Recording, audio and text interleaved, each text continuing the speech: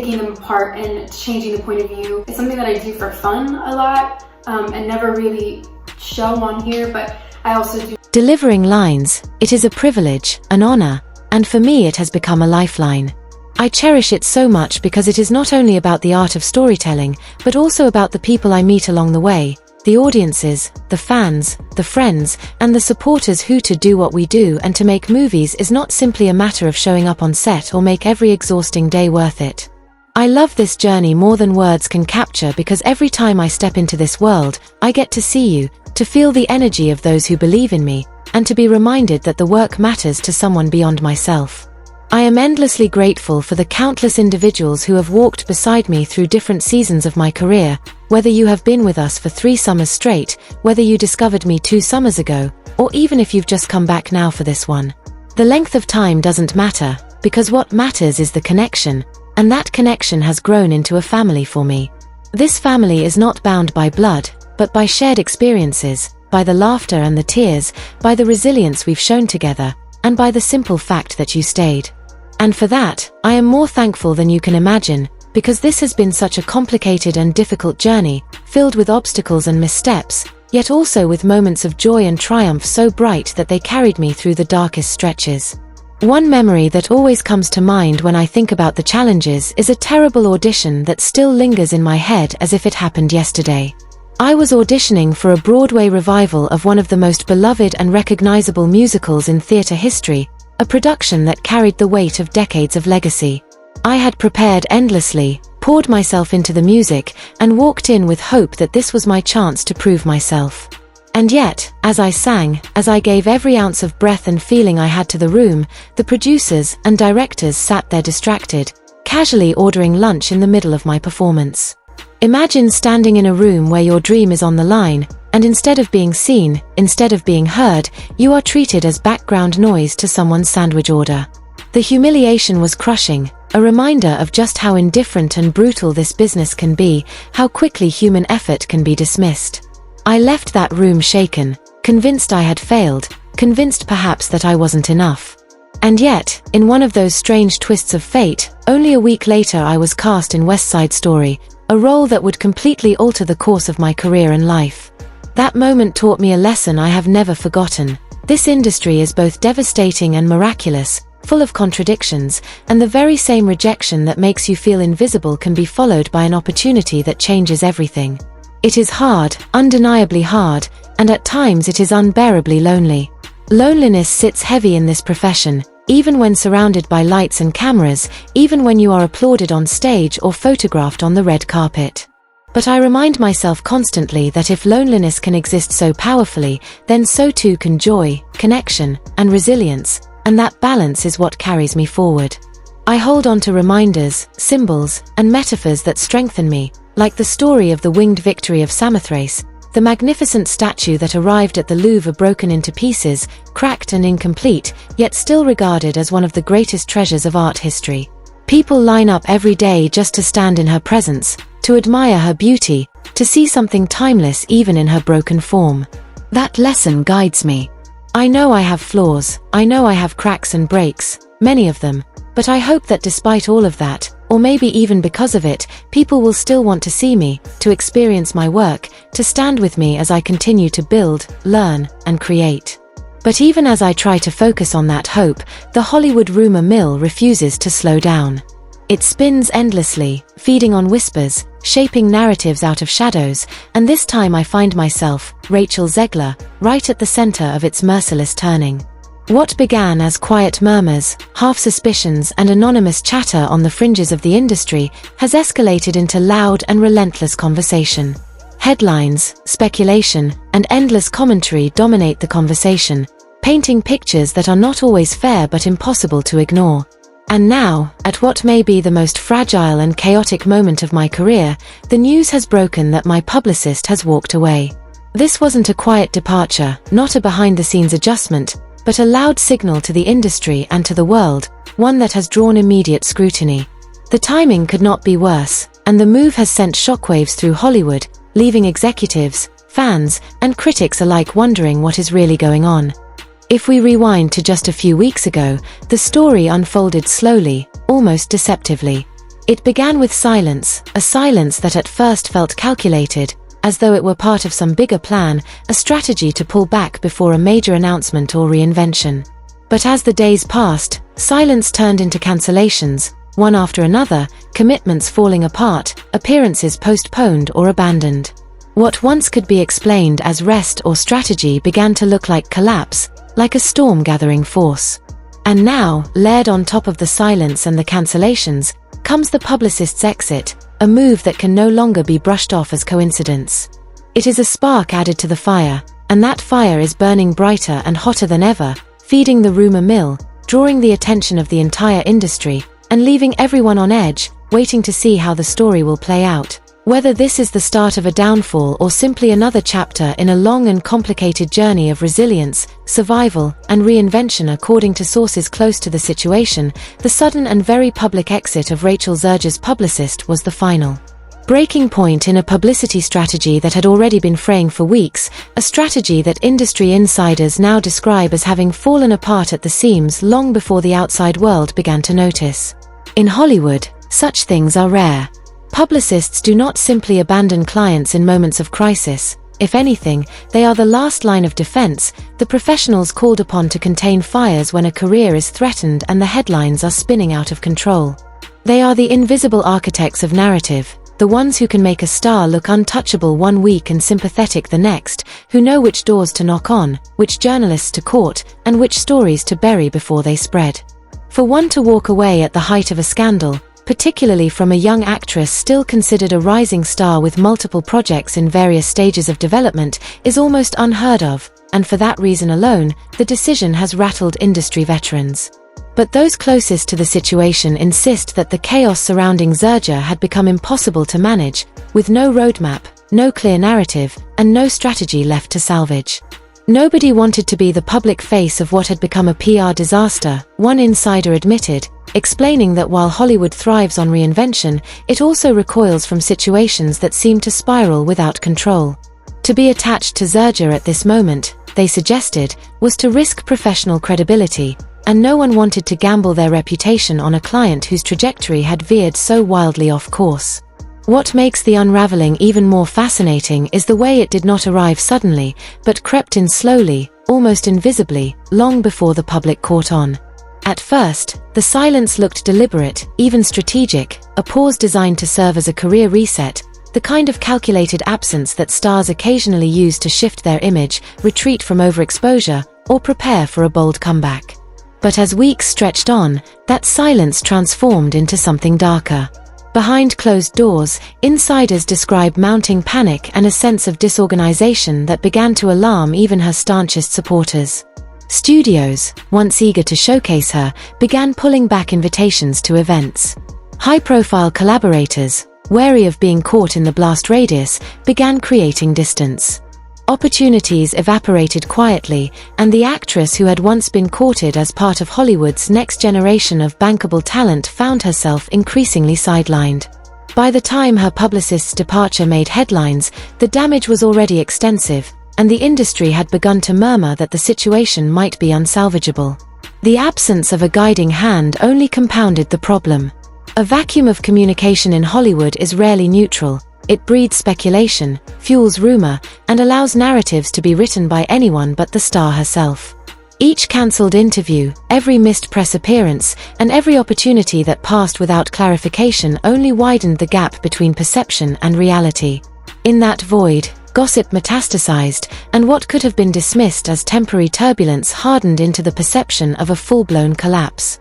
People began asking questions, not only about her choices but about her stability, her professionalism, even her future, and in the absence of any official answers, the industry began supplying its own. For a performer who had been carefully positioned as a face of Hollywood's bright, youthful energy, the silence did not protect, it suffocated. Perhaps the most revealing detail, according to insiders, was the deliberate nature of the quiet once the Evita incident erupted into public scandal. Under normal circumstances, the playbook would have been activated with precision, a statement released within hours, either apologizing or clarifying, a controlled interview in which she could show contrition, humanity, or strength. and carefully managed social media posts designed to recast her in a sympathetic light. Hollywood is built on these mechanisms of damage control, and history has shown that even the gravest reputational wounds can be managed if the messaging is steady, swift, and authentic enough to resonate. Instead, Zegler's team appeared to take the opposite path. According to multiple accounts, they implemented what one insider called a comprehensive media blackout, withdrawing her completely from view, cutting off communication with fans, ignoring inquiries from the press, and refusing even the most standard of responses. In theory, it was a strategy of containment: no words, no missteps, no statements, no fuel for controversy. But in practice, it created the impression that there was something to hide, that the rumors had truth to them, and that her camp either had no defense or, worse, did not care to provide one. The result was devastating. Without a spokesperson to act as a shield, Zegler was left exposed to the full force of an increasingly skeptical industry and a restless public. Every headline cut deeper because there was no counterpoint, no narrative offered in her defense. Every rumor snowballed because it was allowed to go unanswered. And in Hollywood, where silence often reads as guilt, the blackout strategy became indistinguishable from surrender. For a performer once considered one of the faces of a new Hollywood era, diverse, dynamic, and future-focused, the mismanagement has turned into not just a setback, but potentially a defining crisis. One that could dictate whether she is remembered as a fleeting star undone by scandal or as an actress resilient enough to survive one of the most punishing PR collapses in recent memory. According to sources familiar with what insiders have dubbed the blackout strategy, the silence surrounding Rachel Zegler was never accidental, nor was it the result of poor organization or oversight. It was, at least on paper, a carefully designed tactic meant to minimize damage, one crafted in hushed meetings where her team debated how to navigate a rapidly escalating scandal. The plan, reportedly, was rooted in the logic that sometimes doing nothing is safer than doing anything at all. By withdrawing her from the spotlight, restricting appearances, and denying the press even the smallest soundbite, the thinking was that the furor would eventually burn itself out. In a culture oversaturated with outrage and hungry for the next story, why feed the fire when silence might let it starve? The team hoped scandal fatigue would set in, that after a few weeks of quiet, public attention would wander elsewhere, leaving her free to re-emerge once the dust had settled. There was precedent for this approach. Other celebrities had gone dark in the face of controversy and returned with minimal scars, but in Zegler's case, the gamble misfired catastrophically. Rather than dying down, the controversy grew louder and more suffocating. The absence of explanation created a vacuum, and in Hollywood, vacuums never remain empty for long.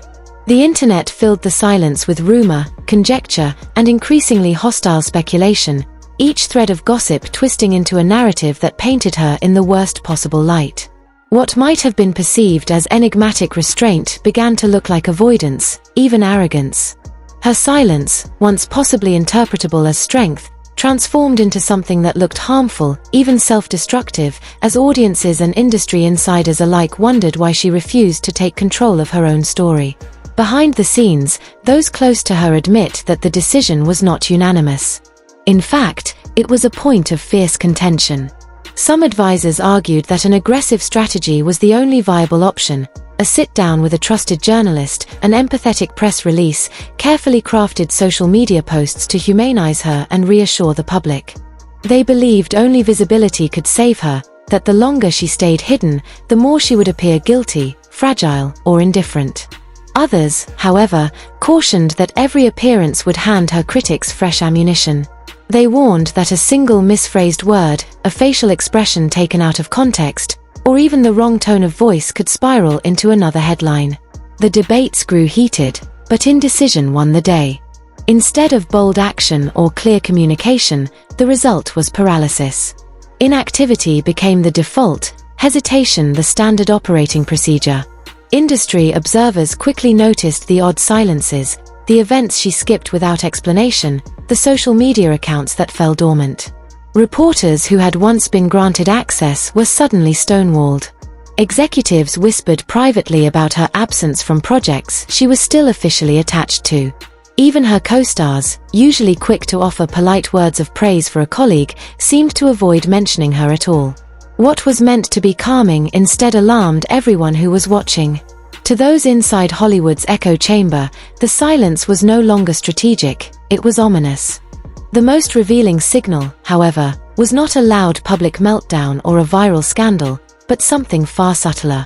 It happened at an exclusive press junket for a highly anticipated streaming project, an event designed to showcase the cast and generate positive buzz before release. Zegler had been confirmed to appear, her time slots booked, her talking points rehearsed and polished. Journalists had prepared their questions, expecting to see her seated alongside her castmates, ready to offer the kinds of bite-sized quotes that fuel press coverage. Yet when the cameras rolled, she was nowhere to be found. There was no official explanation, no sudden illness cited, no scheduling emergency offered as a shield. Instead, reporters were quietly told to skip her segment altogether, as though she had never been scheduled in the first place. For those in attendance, the omission was jarring. Junkets are carefully orchestrated machines where appearances and interviews are locked months in advance, and when one cog is missing, the machinery still usually acknowledges the absence with some kind of excuse. To erase her participation so completely, without even the veneer of explanation, was something different. It was a glaring red flag. Word spread quickly among the press corps, then among executives, and soon throughout the industry at large. If she could not show up for the very promotional events designed to keep her career alive, then what exactly was happening behind the scenes? Within hours, whispers turned to speculation, and speculation hardened into a consensus. Rachel Zegler was no longer in control of her narrative, and the silence that had once been seen as protective had become a symbol of collapse, according to a senior PR insider. The shocking decision to pull Rachel Zegler from the press junket was anything but accidental, and its true origins made the fallout even more damaging. The absence wasn't orchestrated by the studio, which had invested millions into promoting the project and had counted on her presence to anchor the event, but by her own team, who reportedly made the call in a tense, last-minute meeting. What was described by one source as a last-ditch effort wasn't so much a protective measure as it was a desperate attempt to reduce her visibility, to keep her from saying something that could trigger even more headlines. In the short term, it kept her away from the cameras. In the long term, it created a storm of speculation. Industry journalists immediately noticed and began whispering among themselves. Was Zegler being shielded from a deeper scandal, or was something more troubling happening behind the scenes? Instead of projecting strength or discipline, the move made her look vulnerable, unstable, and perhaps even untrustworthy. The studio, blindsided by the decision, was said to be furious. Executives who had expected Zegler to be the face of the campaign suddenly found themselves fielding questions from reporters about why their star wasn't there. The cast, unprepared for her absence, scrambled to fill airtime, stumbling over half-prepared soundbites while the energy in the room shifted from excitement to unease. What should have been a celebration of the ensemble became dominated by questions about who wasn't present, with Zegler's no-show overshadowing every other narrative the studio had tried to build. A strategy once defended as bold and clever, the policy of silence, now looked increasingly like self-sabotage, a plan that had backfired in the most public way possible. The ripple effects spread quickly. A Women in Cinema panel that had previously confirmed her participation quietly dropped her name, afraid of hosting an event that might be overtaken by controversy. A fan Q&A session, once touted as an intimate way to connect with her audience, was abruptly postponed with no new date announced, leaving fans confused and disappointed. Behind the scenes, her publicist was being bombarded with calls from managers, agents, and corporate sponsors, all of whom wanted answers. Why had she disappeared? Why was she backing out of commitments she had made months earlier? And most importantly, who was in charge of managing the fallout? According to insiders, the publicist's phone rang non-stop, with frustrated brand partners demanding to know whether Zegler was still reliable enough to be the face of their campaigns. The erosion of trust wasn't limited to outsiders either. Within her own team, morale fractured. Managers blamed the publicist. The publicist blamed the handlers. Handlers blamed the studio. Everyone acknowledged that the strategy wasn't working, but no one wanted to take responsibility for the growing disaster. It was, as one source put it, a house divided, collapsing in slow motion. What makes the junket fiasco especially telling is that it was supposed to have been the cornerstone of her damage control plan. The idea was simple. By showing up, speaking carefully, and presenting herself as composed and unbothered, she could shift the narrative back in her favor. Instead, her absence signaled the exact opposite: that the team had no strategy left, that the star herself was too fragile or unwilling to appear, and that the crisis had already spun out of control. Veteran industry watchers said this wasn't just a failure, it was a spectacular implosion. The behind-the-scenes atmosphere resembled less a coordinated PR campaign and more a chaotic war room, with factions forming, tempers flaring, and different camps pushing conflicting approaches. Her publicist wasn't just battling negative headlines but was also reportedly clashing with her own management team, who were frustrated with each other and unwilling to compromise. Meetings grew heated, communication broke down, and the team that was supposed to protect her became a source of dysfunction. In the midst of this, Zegler herself seemed increasingly distant, difficult to reach, and less inclined to follow the conventional redemption arc playbook that Hollywood stars usually rely on. I had a bit of a moment right after we wrapped West Side Story where I wasn't out very often because I was very... Instead of embracing the time-tested path, apology interviews, carefully written statements, a sympathetic magazine profile, and a controlled re-entry, she resisted, leaving her already fractured team with even fewer options. Those close to her suggest that she was emotionally drained, unwilling to sit for another rehearsed profile or smile through another carefully scripted appearance, and this hesitation only deepened the crisis. What had once seemed like a temporary misstep was now viewed by many as a career unraveling in real time. Sponsors pulled back. Industry allies distanced themselves. Studio executives who had once praised her potential began privately questioning whether she could still anchor major projects. By the time the silence turned into a gaping void filled with rumor and speculation, the issue was no longer about a single event or missed opportunity. It was about whether Rachel Zegler's career machinery had completely broken down. And the answer, at least to those watching from the outside, seemed clearer with each passing day. The publicist, according to those close to the chaos, had grown increasingly alarmed by the stalemate and was pushing harder than ever to shift direction, warning in private that every day Rachel Zegler stayed silent, her reputation slipped further out of her control, and the road back to credibility grew steeper. Their pitch wasn't some grand, headline-grabbing stunt but a precise, carefully measured approach, one that played on vulnerability without surrendering dignity. They suggested something as simple as a personal, heartfelt social media post that acknowledged the storm without feeding it, or a calculated interview with a sympathetic journalist known for drawing out humanity rather than controversy, or even an orchestrated but seemingly casual public appearance alongside a trusted, high-profile ally in the industry. The goal wasn't to dominate the news cycle but to remind audiences that she was still a person, not just a scandal, and to put a face and a voice to the silence that had been haunting the conversation. Nothing ostentatious, one insider summarized, just enough to show she was still human. But her management team reportedly balked at this idea, preferring instead to lean into a philosophy that power could be found in silence, invoking Beyoncé's famously aloof, untouchable image as the model to follow. The problem, of course, was that Rachel Zegler wasn't Beyoncé. She hadn't earned that level of mythic aura, and in her case, the silence read not as commanding but evasive, not as strength but as fragility. The comparison itself became a kind of joke within certain circles, a shorthand for just how out of touch her team had become. Worse still were the internal restrictions that began to choke off even the possibility of consistent messaging. According to those familiar with the dynamic, an almost paranoid system of approvals emerged in which even her official spokesperson, whose job it was to speak, found themselves muzzled. Every statement, no matter how benign, had to pass through layer upon layer of clearance, and more often than not, responses came back watered down, delayed until irrelevant, or rejected entirely. They were silencing their own spokesperson, one exasperated source explained, pointing out the absurdity of trying to run a crisis management plan when the very channels for communication had been sealed shut. The deeper problem was not merely the silence itself but the paralysis it created inside the camp. No one could agree on what the crisis even was, let alone how to solve it. While the publicist kept drafting strategies and mapping out small but meaningful steps forward, other members of the team shot them down before they had a chance to take root, terrified that any move might worsen the situation.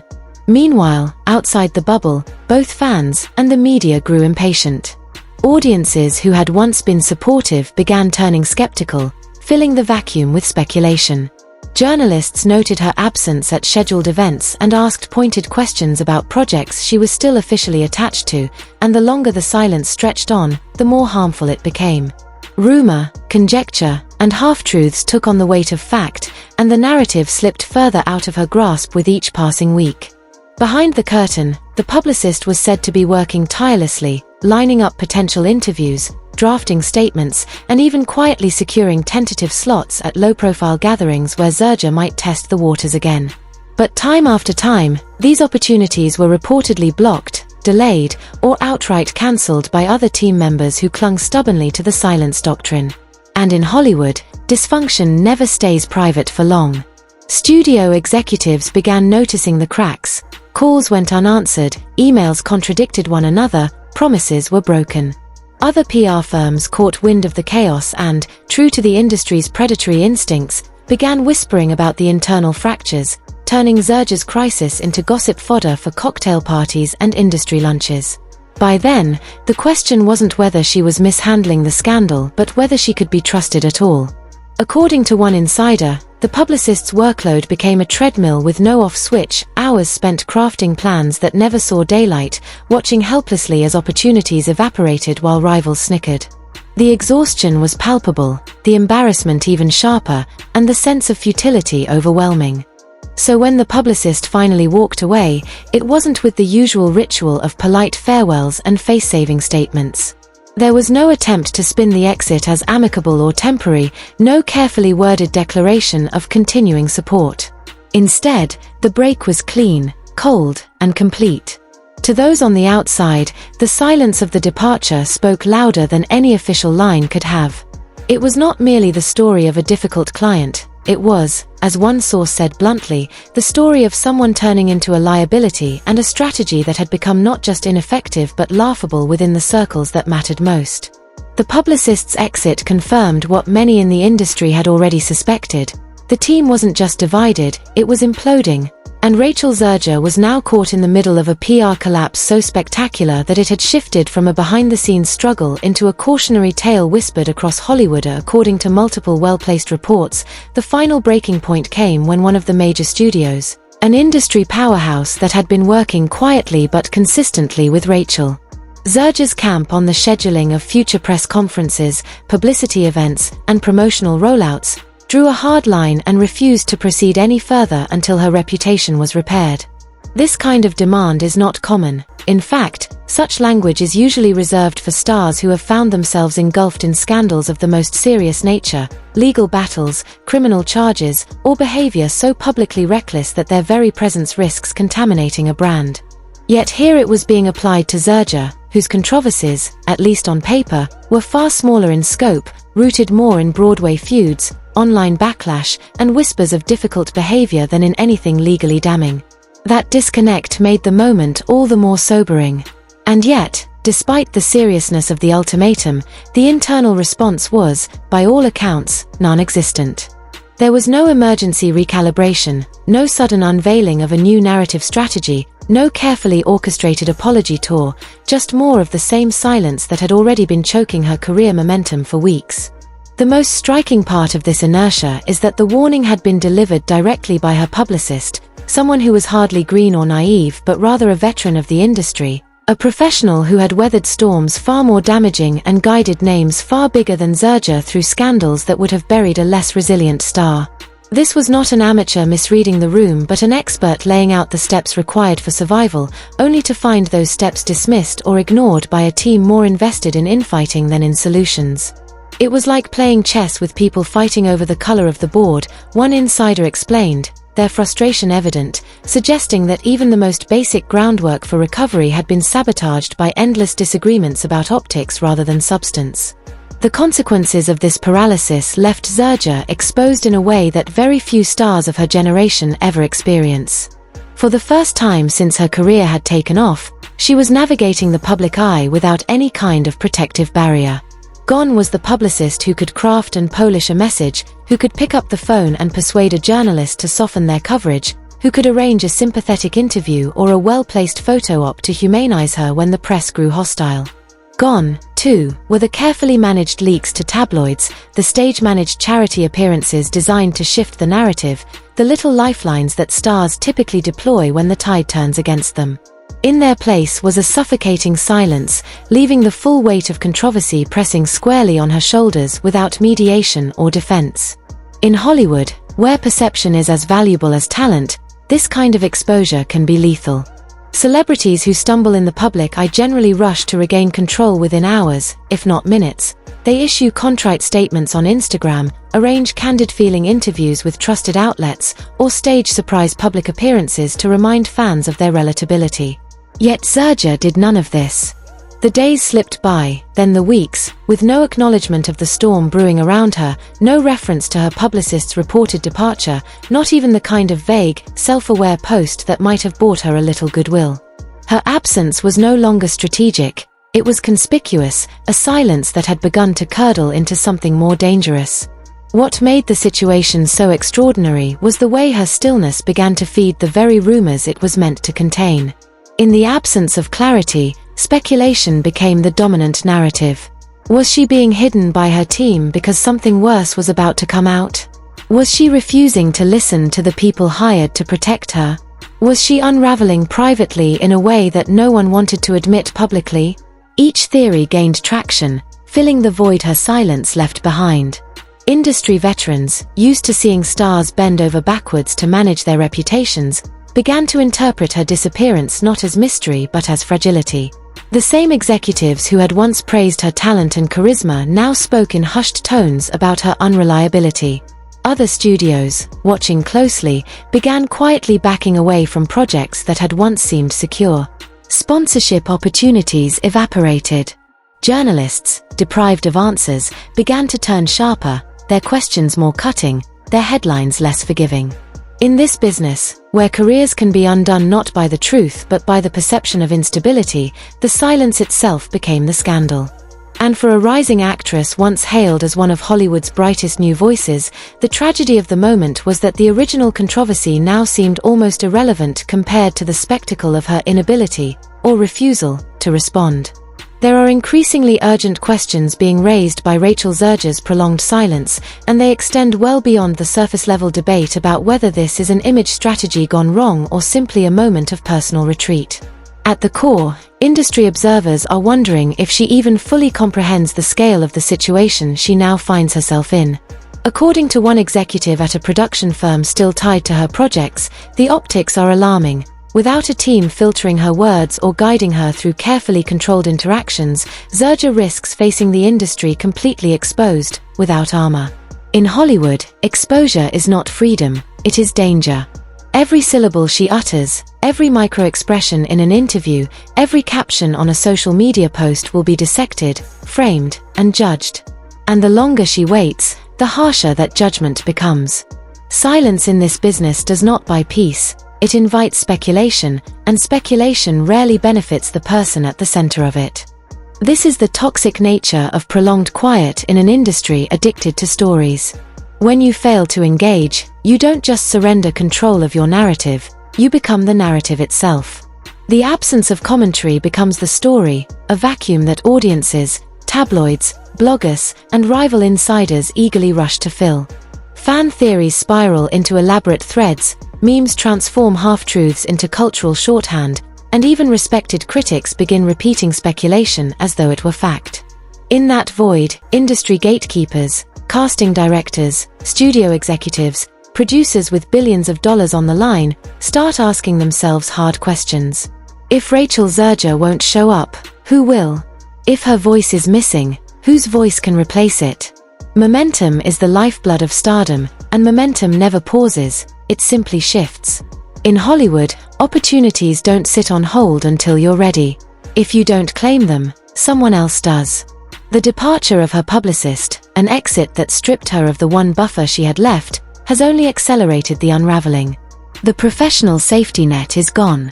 Where there was once a trained advocate ready to craft her message, deflect scandals, and redirect attention toward upcoming projects, there is now nothing but silence and uncertainty.